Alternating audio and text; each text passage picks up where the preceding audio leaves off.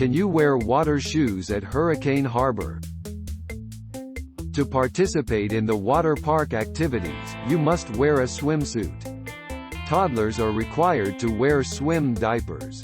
Swimsuits are only allowed in Hurricane Harbor, and must be appropriate for a family environment.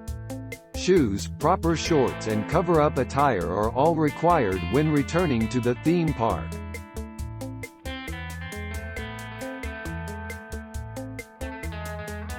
Thanks for watching. Please subscribe.